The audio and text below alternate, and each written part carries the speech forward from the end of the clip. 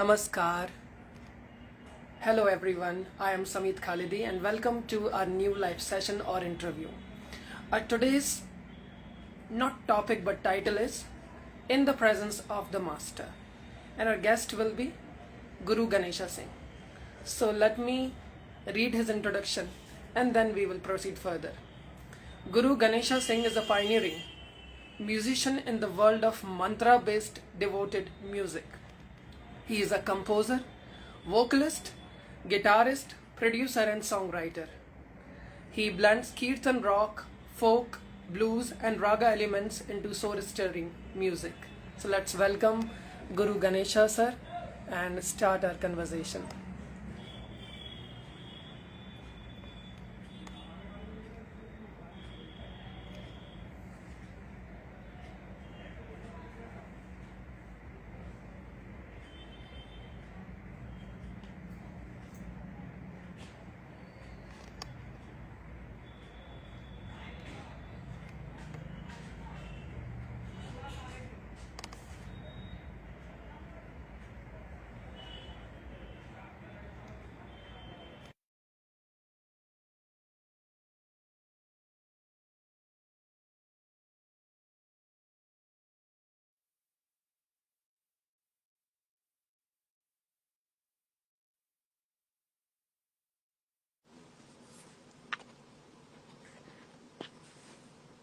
Hello and welcome, sir, to a live session. Thank you. Hari Om, Sadnam. Sure. On behalf of Team Environment and Nature Jhansi, I welcome you into this live session. So today we'll be talking about Kundalini Yoga, about the spirituality and the journey of yours about music, basically. So before proceeding further, I want to know about your journey, how it all started. Like you also practice Kundalini Yoga. So I Yes, want to for know over about this. 50 years. Yes. So I just turned 75 years old yesterday. So I Oh was wow, born in that's thank you. amazing. Yeah. So by God's grace, right? You get a Absolutely. lot of help to be as alive as long as I have been. You get tremendous amount of help from God, the universe, Guru, Krishna, everybody. And I was born in 1950 in Boston, Massachusetts. My father was of Russian Jewish ancestry, although all the folks on his side of the family were from, it's now Ukraine, called Rivne. And then my mother is Irish Catholic, so I used to joke that people would ask me, "What's this?" Because they're not used to seeing this in the U.S. And I'll say, well, you got to understand, my father's Russian Jewish ancestry, my mother's Irish Catholic, and I took too much LSD in college. And this is what happens. No, I met a teacher from India by the name of Yogi Bhajan, happened to be of the Sikh faith. And he came to the U.S. in 1969, right around when Woodstock happened. And to share the teachings of Kundalini Yoga with folks in the West. Many of us in my generation were getting kind of lost in drug use, and he came and he said, "Well, you can feel high, you can feel uplifted without the drugs if you practice yoga." So many of us were, I was ready because I was in an acid rock band at the time called Cat's Cradle. And we tried to live up to the genre even during rehearsal. So in 3 years of college, I had maybe taken LSD 150, 200 times.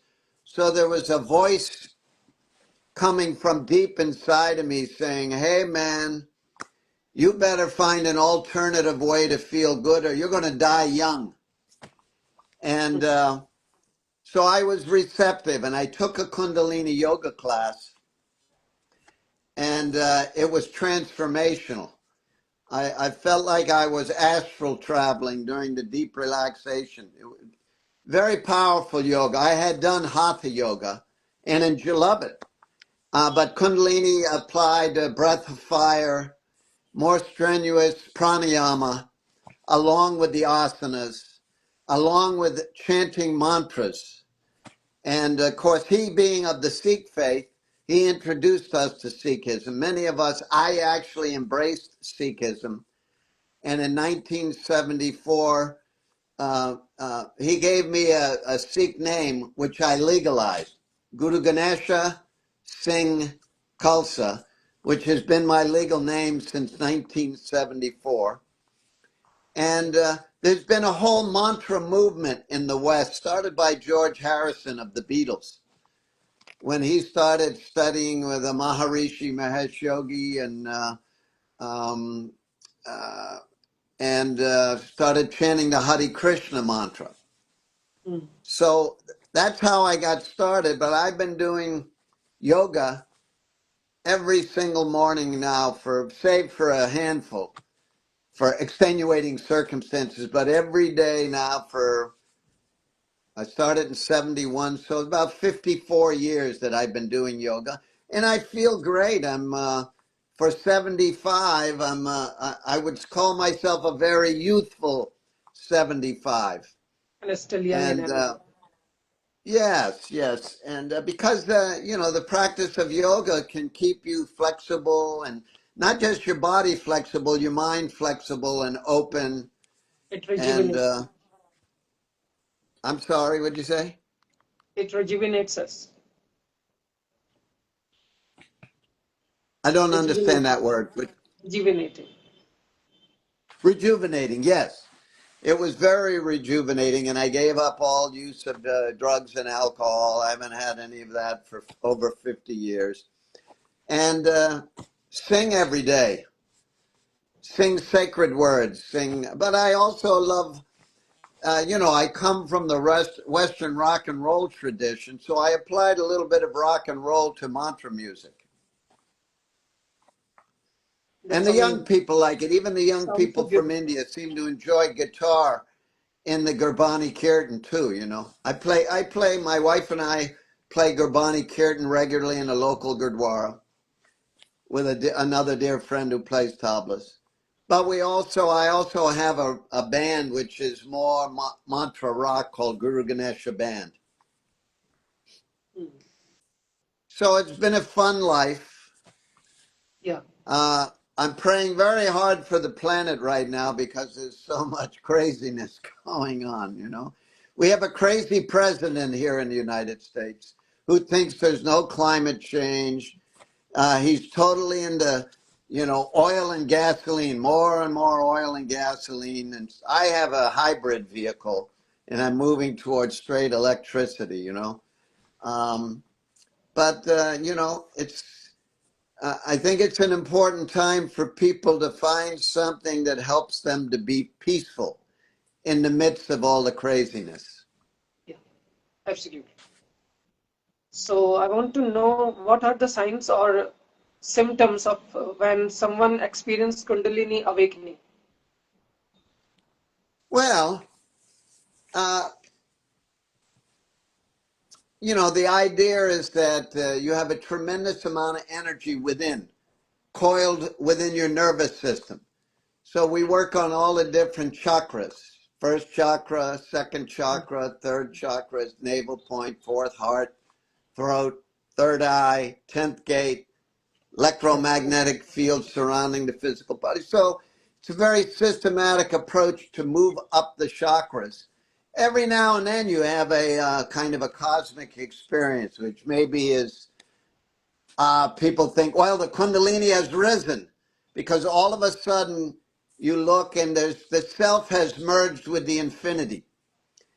And you feel like you're one with all, not just your individual self.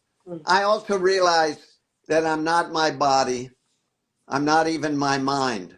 I'm the soul within. And I believe the soul, I can't prove it, but I feel like the soul, that part of you that animates the physical body, lives forever. But I'll let you know. because there are profound unknowns on the spiritual path. And I would be disingenuous to say, I know the unknowable. In fact, I tend not to trust people who claim to know the unknowable. That's the beautiful part of life, is the mystery, don't you think? Absolutely.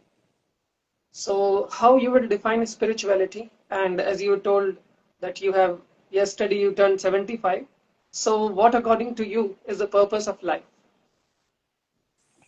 Well, that's another profound unknown, you know. I would suggest if I started saying the purpose of life is that you not trust me. What I think it is to find the love within your heart and then transmit that love in all your interactions, your love, your kindness for all beings, not just human beings, animals, plants, you know. And in fact, the closest I feel to God is in nature. And I walk, my wife and I walk regularly along a stream in the woods almost every day. I feel so at peace and so at one. And I feel grateful to the plants, you know. They give off all this beautiful, you can, you know, even when you breathe, when you're in nature, it just feels so nurturing. So I think it's to develop a kind outlook and to see the goodness. If you can't see God in all, you can't see God at all. So I feel like I'm talking to God right now. And all day long, whoever I cross paths with is just me and God, God and me and God are one. Then you start loving everything that God has created, and Everything. for the act Everything. of gratitude, you can receive everything in abundance. Yes. I feel every morning I wake up, you know, because I feel like the average lifespan for a man in the U.S. is 74. So I'm at 75. And so I feel tremendous gratitude. I appreciate life more now than I did when I was 25, you know.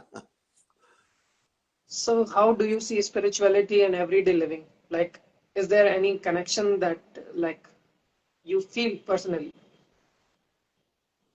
Yeah, I feel a deep sense of peace and acceptance. It took me a while to even accept myself. But I think a lot of people are distressed because they think they are their thoughts. And the mind is like a thought machine. Its job is to produce thoughts. Yeah. So it produces an infinite variety of thoughts, ranging from, from heavenly, divine thoughts all the way over to immoral, unethical thoughts. But if you have a thought like that and you identify with it, you think, "Oh my God, I'm immoral." Well, then that's a downward path. But if you can just laugh at it, oh, there my mind goes again, producing that thought. But the more spiritual practice, whatever it is, whether you're a Sikh, a Hindu, a Jain, a Jewish, Muslim, you know, the the message is go within. Go within and find a peace of soul, peace of mind. Find your true self, which is not the body. I can tell this physical body is not forever. That becomes clear as you get older, you know. But the part of me that animates the physical body. I mean, many great saints and sages and yogis have said that the soul, there's no beginning and there's no end. Yeah. And I kind of feel that in my heart, but that's hard to scientifically prove, right? So, what But to would me, you take a breath, that's spirituality. absolutely? Because where's the breath coming from? I'm still breathing right now, but it's invisible. So to me, it's coming, breath comes from deep within, from soul. That's spirit. And there's a great spirit there's no place I can look where there isn't the great spirit. No place. Living with And awareness, whatever we. yes, they asked the Dalai Lama, a young man did recently, and he said, well, sir, why is there so much war everywhere? And he said, not in an arrogant way, he said, well, there's peace wherever I go. And I understood what he meant. He wasn't bragging.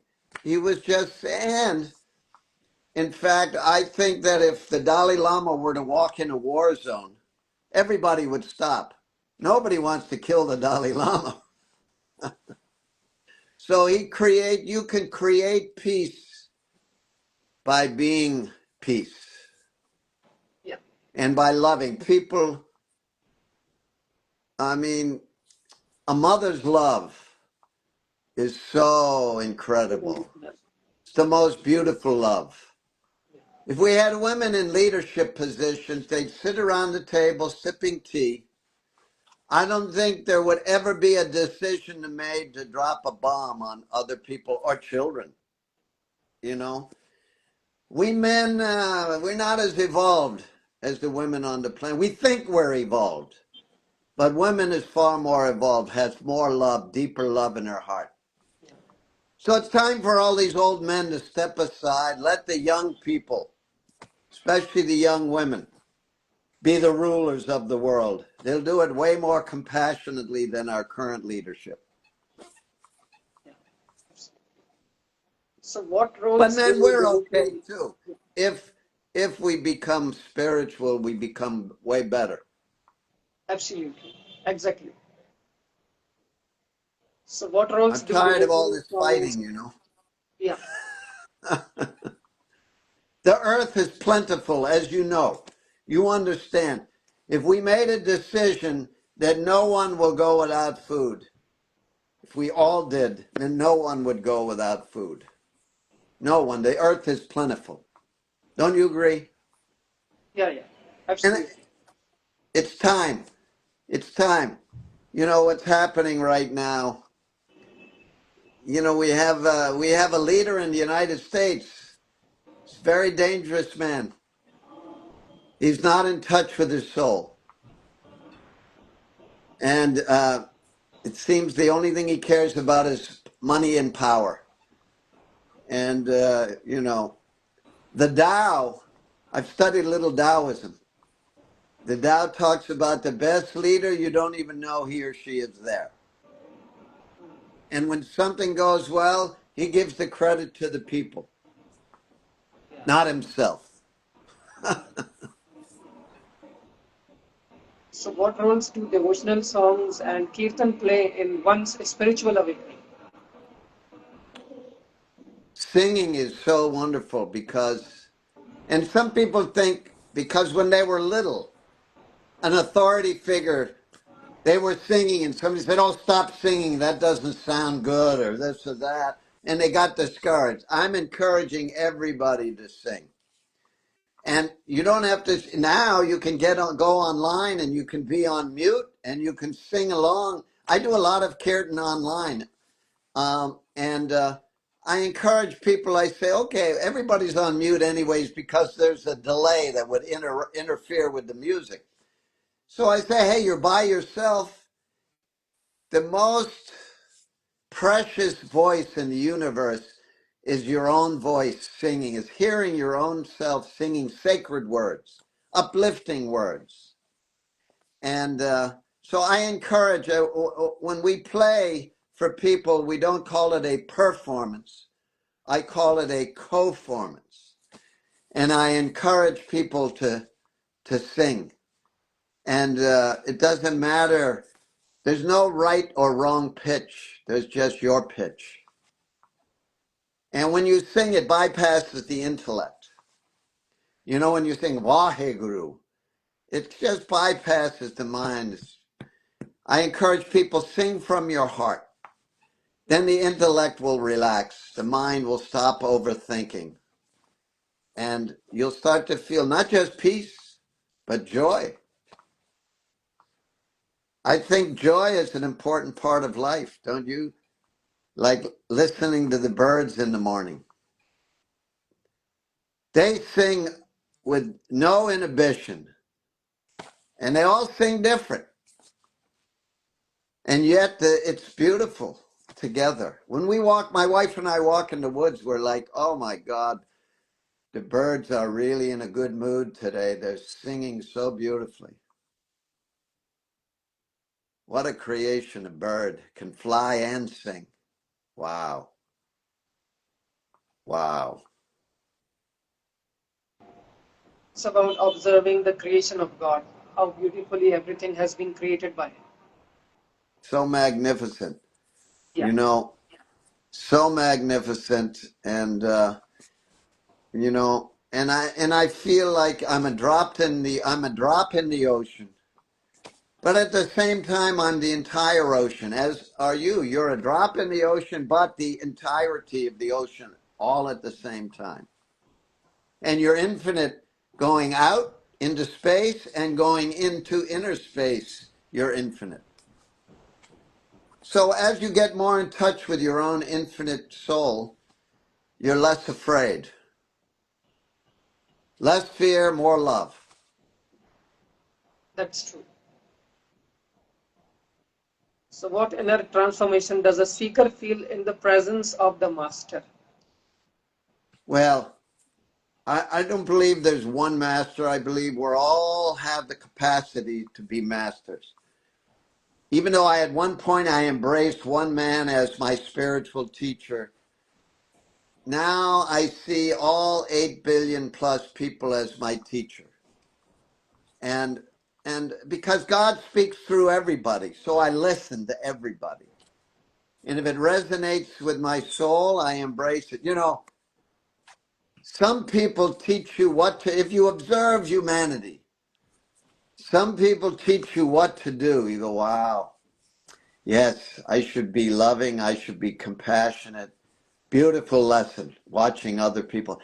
Then there's some people who teach you what not to do.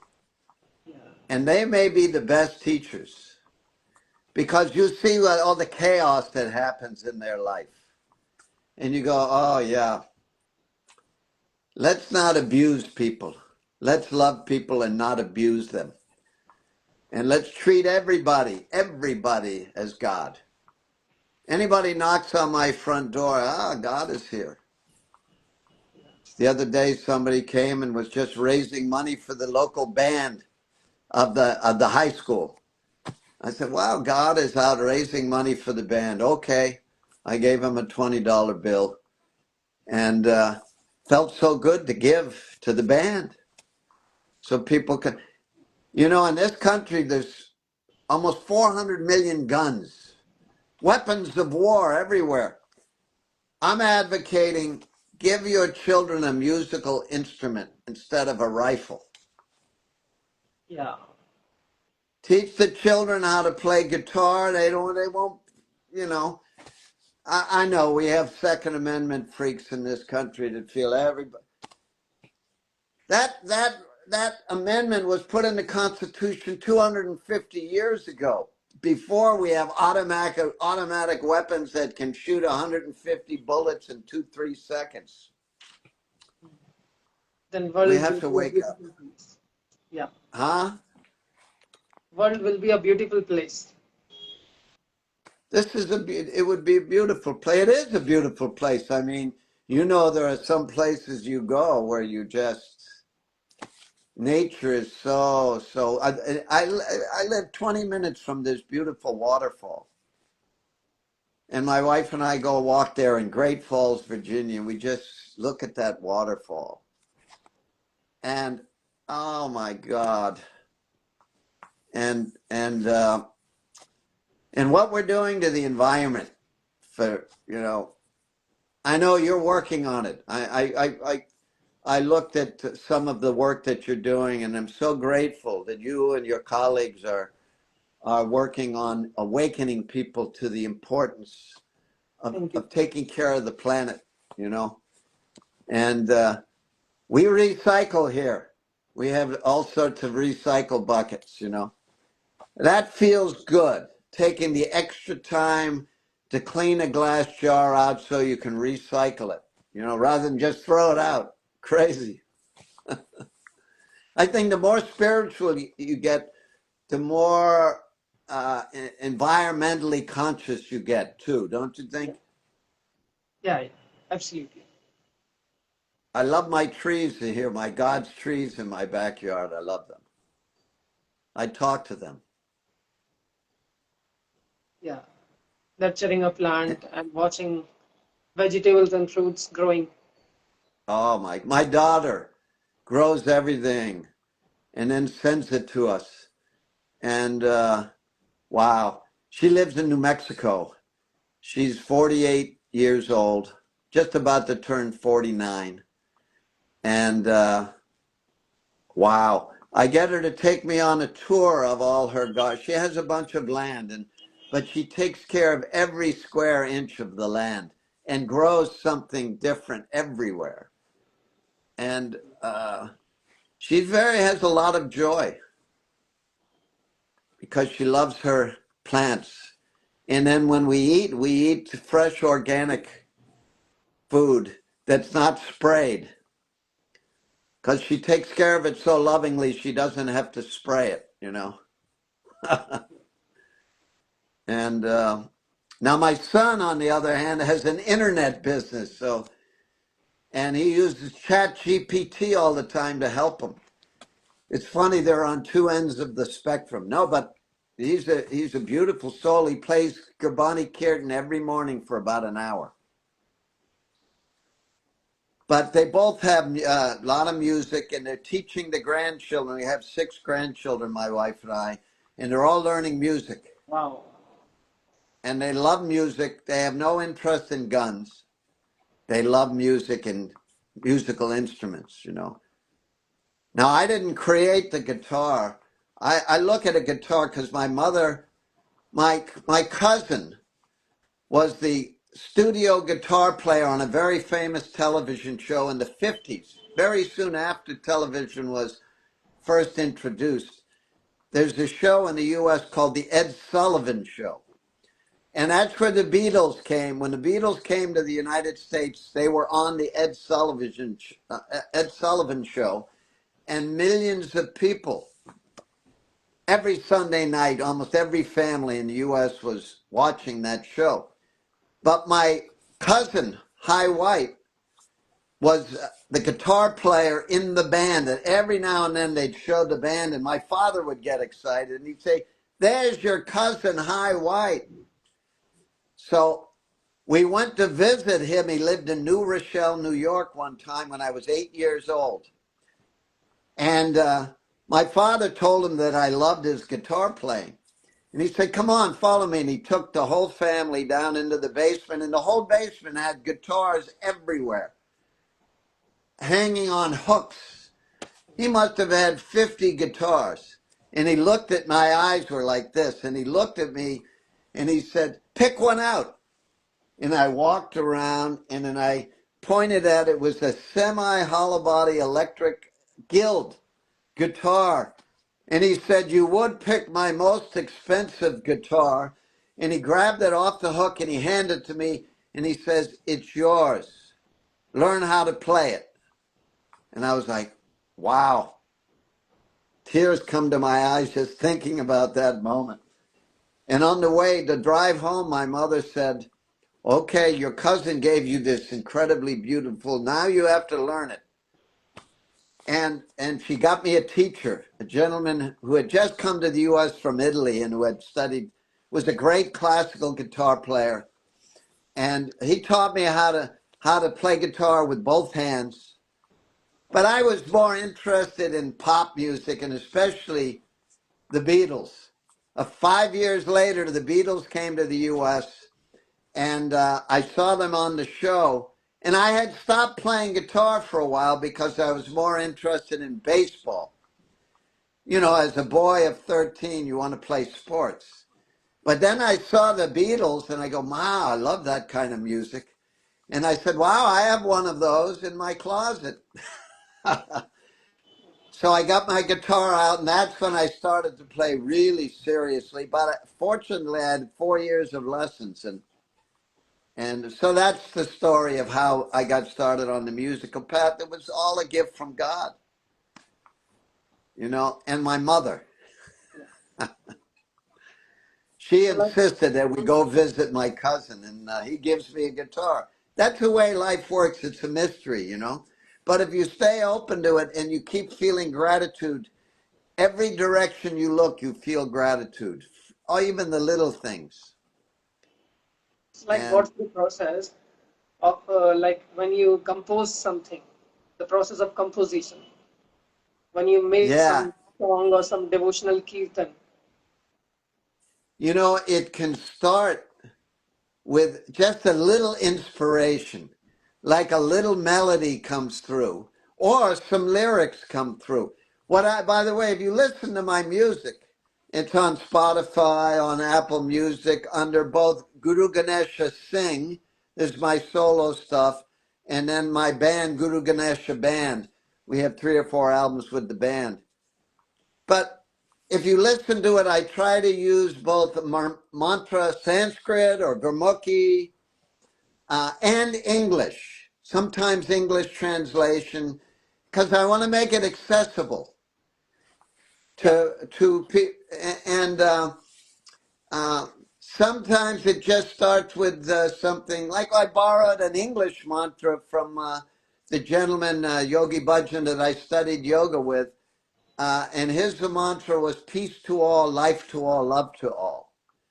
So that's a beautiful mantra. I recorded that with Sanatam Kaur, who I toured with for 11 years. I don't know if you know her music, but it's incredibly beautiful.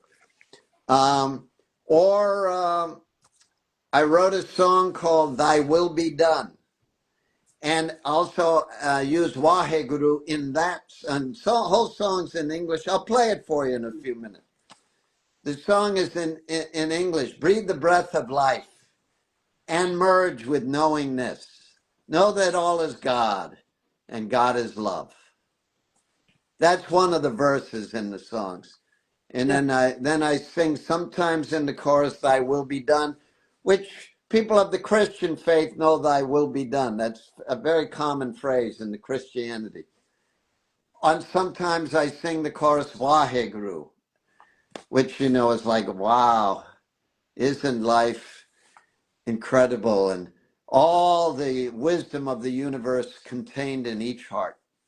That's my translation. I don't know if it's accurate, but that's what I feel in my heart when I chant Waheguru. Wow, there's I nice also, messages. People are watching, huh? I see messages coming. yeah, yeah. In fact, I also use your music for meditation. I Oh, you just, use it? Really? yeah, yeah. I just put in earphones and sit quietly, like with this mudra, closing my eyes and just, Gyan Mudra. Yeah, it's yeah, called Dhyan Gyan mudra. Mudra, yoga Yeah, of wisdom, mudra of wisdom. yeah, Connects you with your inner wisdom. yeah. So it's like Yeah. everyday ritual. I do it every morning. You know, it's interesting. Have you ever seen people do this? They mean everything's okay. It's the Gyan Mudra, you know. Ah, yes. Because when you're connecting with your inner wisdom, everything is okay. Because there's no fear there. But, you know, we're humans, so we get afraid. We get afraid. We want to keep our physical body whole, you Yeah, know. insecurities But and when the fears. time comes, yeah, when the time comes, I'm ready to go because I trust. I trust that which created us is still with us always. Absolutely. For sure. So, how can individuals align with daily habits, environmental harmony? Well, I would find some a sangha, a group of people who are trying to live by their better angels. You know, I go to the local Gurdwara. It's a beautiful Sangha. Most of the folks in our Sangha, 95% are from Sikhs of Indian ancestry. And I learned so much because they're so inspired to do seva, selfless service. You can't even get on this calendar to make langar, you know, because every Sunday after the service, langar is free, served to everyone.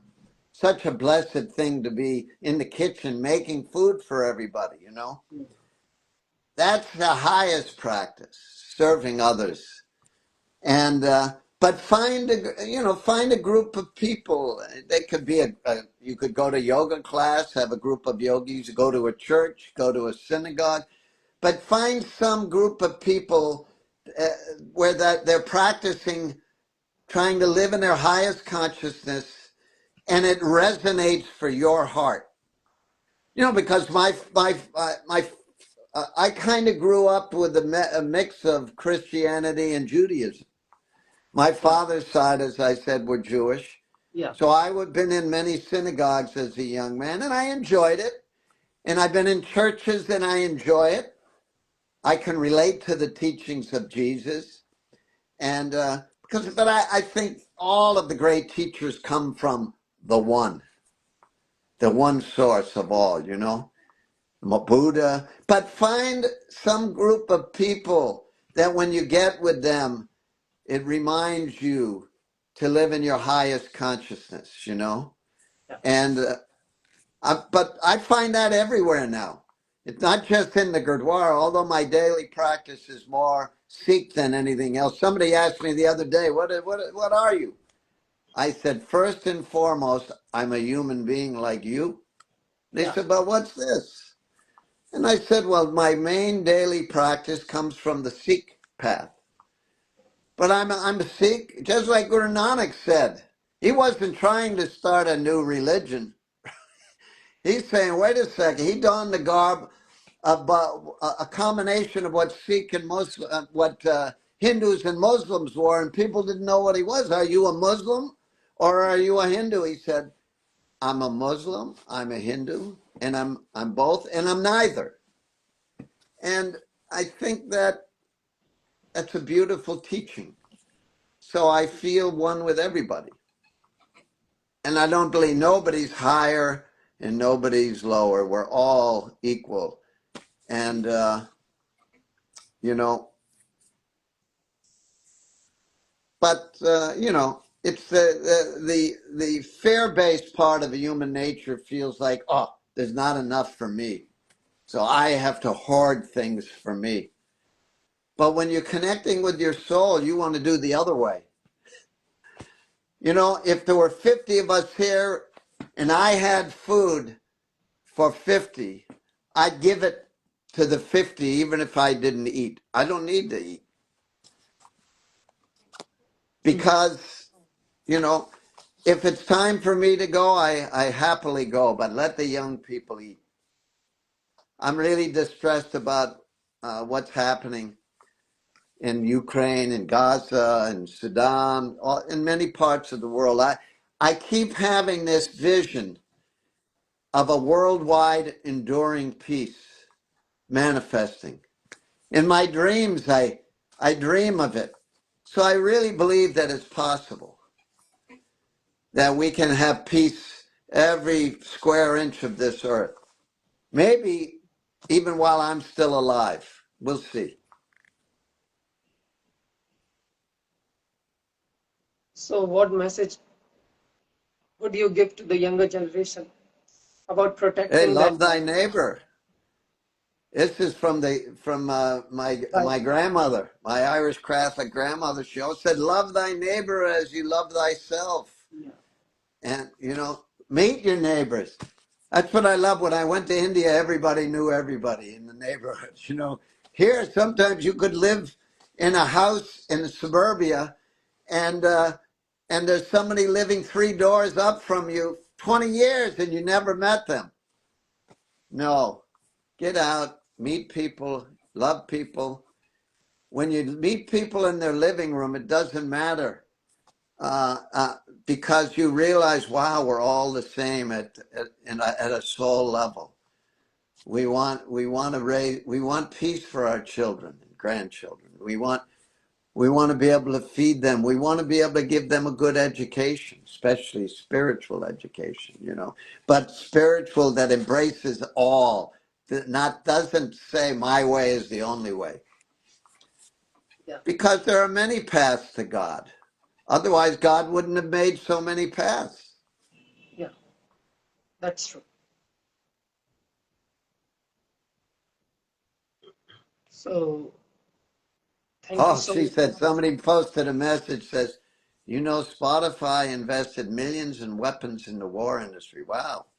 Yeah. There is a lot of boycotting Spotify. I have to look into that and give that some serious consideration, But yeah, they just tried Trump. I don't know if you're following what's happening in this country, but we've had freedom of speech for a long time. Well, he's trying to squelch it. He's putting pressure to the FCC to shut down some of our late night evening comedy shows with people like Jimmy Kimmel and Fallon and Stephen Colbert. And the people rose up and they canceled their subscriptions to Disney and to Hulu and to ABC. And so many millions of people canceled their subscriptions. It cost the Disney Corporation billions of dollars that now Jimmy Kimmel is back on the air, because they tell jokes about the politicians. And this politician is very thin-skinned. He takes everything personally. You have to develop a sense, when you're connected to your soul, you can't be insulted. Because you're incapable of taking anything personally. There is no personal.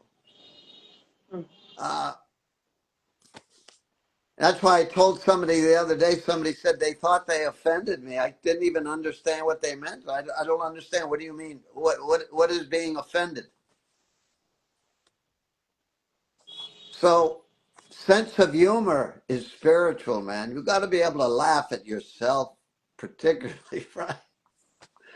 God certainly isn't finished with me. I can tell you that. Every day I make mistakes. Every day. But God still loves me. So, I want to ask you, like, how can music help in healing the mind and connect the soul to the divine? Well, the best way, especially if you find music that really resonates with your heart, the minute you turn it on, if it's really good, it just bypasses the intellect. See, this is the overactive mind is the main problem for all of us. When we're more in here, when you had put the headphones on and you said you listen to the music, I hope it brought you here instead of here.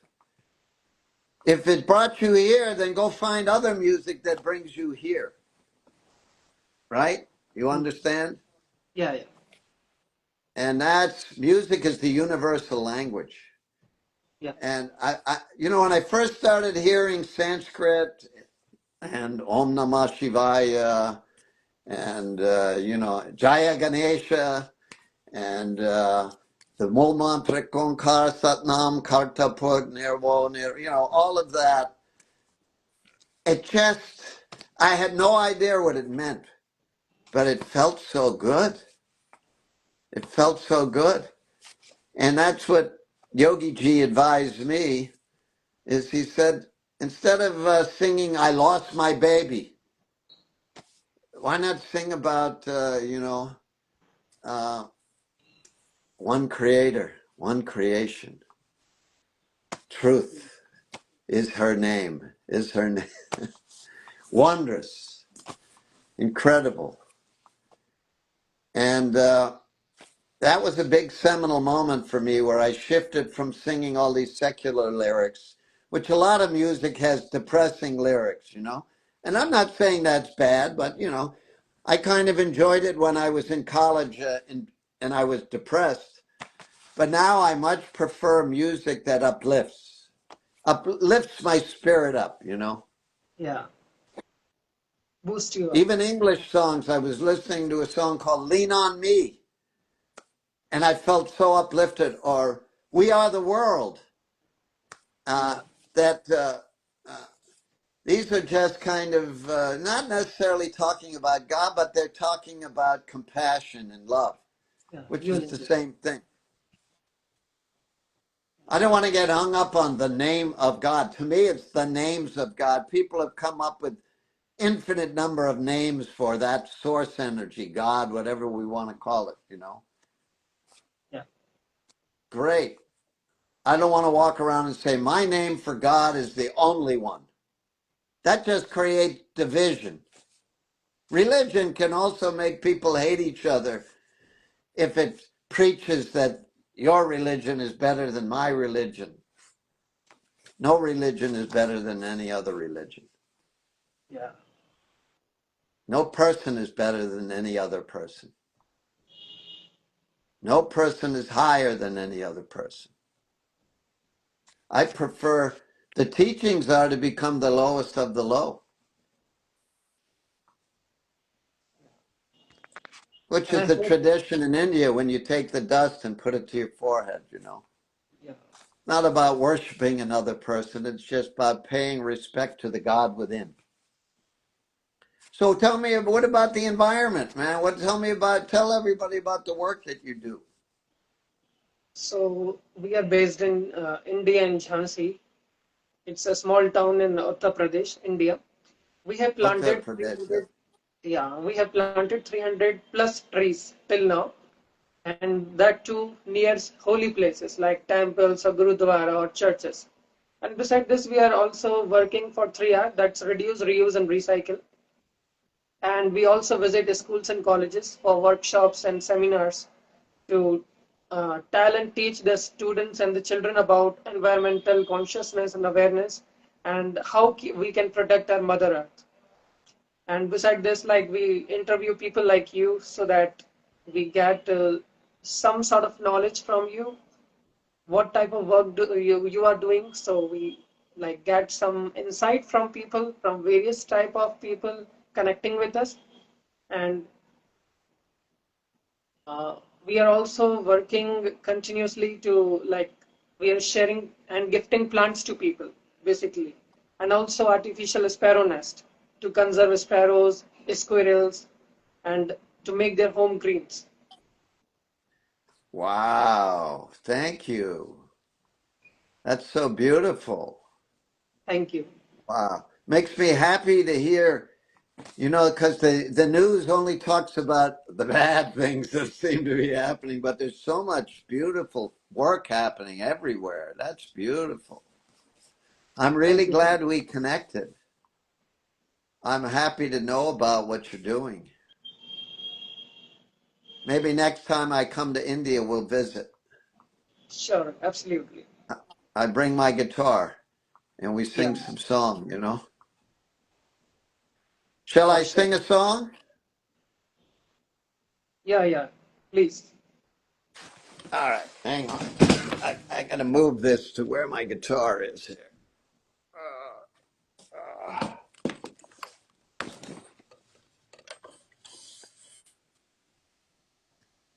Okay, let's see.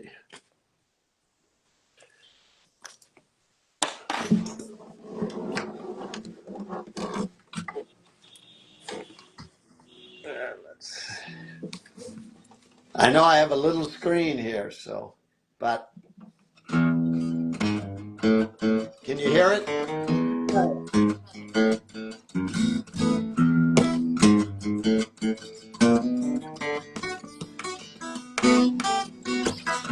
Breathe the breath of life and merge in knowingness. Know that all is God and God is love. Why hey guru? Why hey guru? Why hey guru? Why hey Geo?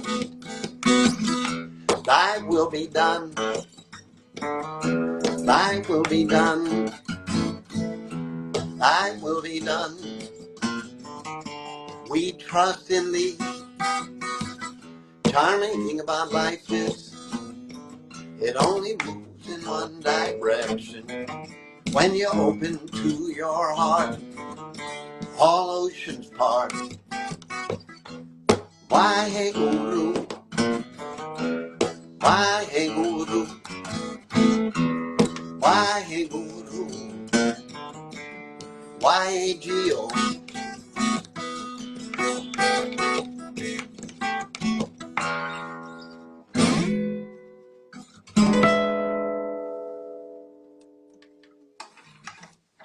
Well, that's so beautiful. We had a little fun, huh? We had a Yeah. little fun. I go back to my recliner, you know. At 75, you really appreciate recliners. Ah, so we good? You want to do more or what? Yeah, no, no. Thank you so I much think, on behalf of Team Environment and Nature Jhansi for connecting with us. And I hope all those who have just joined this conversation have really enjoyed listening to your music and all those things that you have told about Kundalini Yoga, spirituality, music, and how we can make this world a beautiful and a place full of peace, compassion, and love towards each other. oh, and thank you, Samit, for the beautiful work you all are doing. I'm so grateful. Thank you so Just much. on behalf of humanity, I'm so grateful. Yeah, bye bye.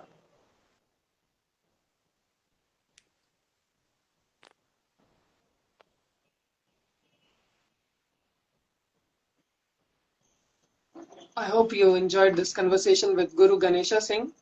To connect with our work, you can follow our page Environment and Nature Jhansi on Instagram and Facebook, and you can connect our team by just filling the form mentioned in the bio, Google form, there you can see. So thank you so much for connecting with us today, and bye bye everyone. Take care.